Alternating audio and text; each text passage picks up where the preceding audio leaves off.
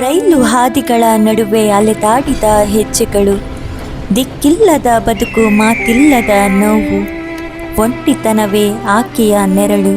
ಹೆಸರೇ ಅಮೋದ.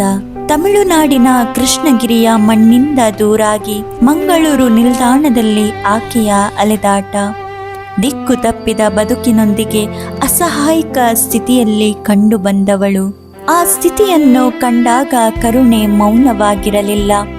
ರೈಲ್ವೆ ರಕ್ಷಣಾ ಪಡೆಯ ಕರೆಗೆ ಸ್ಪಂದಿಸಿದ ಸ್ನೇಹಾಲಯದ ಹೃದಯ. ಜನವರಿ 7, 2026 ಬ್ರದರ್ ಜೋಸೆಫ್ ಕ್ರಾಸ್ತರ ಸೇವೆಯ ಹೃದಯಕ್ಕೆ ತಲುಪಿದ ಸುದ್ದಿ. ಒಂದು ಜೀವದ ಭರವಸೆ ತಲುಪಿದ ದಿನ. ಕ್ಷಣವೂ ತಡವಿಲ್ಲದೆ ಸ್ಪಂದಿಸಿದ ಸ್ನೇಹಾಲಯದ ತಂಡದ ಸೇವೆಯ ಹಾದಿ. ಸೇವೆಯ ಪಾದ ಚಿಹ್ನೆಗಳು ಅಮೋದಳ ಕೈ ಹಿಡಿದು ಆಶ್ರಯದ ದಾರಿ ತೋರಿಸಿದವು. ಸ್ನೇಹಾಲಯದ ಅಂಗಳಕ್ಕೆ ತಲುಪಿದ ಅಮೋದ ಆರೈಕೆಯ ಹಸ್ತದಲ್ಲಿ ನೆಮ್ಮದಿಯನ್ನು ಕಾಣುತ್ತಿದ್ದಾಳೆ.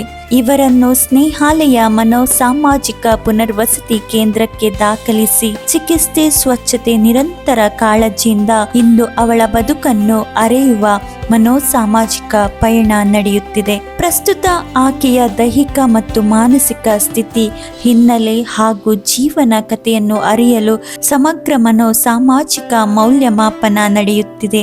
ಇಂದು ನಡೆಯುತ್ತಿದೆ ಹುಡುಕಾಟ.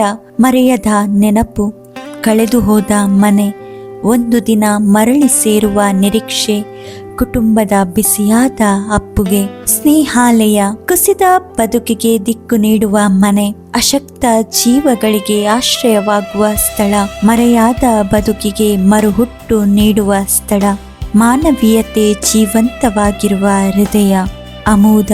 ಆಕೆಯ ಕುಟುಂಬದ ಬಗ್ಗೆ ಮಾಹಿತಿ ಇರುವವರು ದಯವಿಟ್ಟು ಈ ಸಂಖ್ಯೆಗಳ ಮೂಲಕ ನಮ್ಮನ್ನು ಸಂಪರ್ಕಿಸಿರಿ.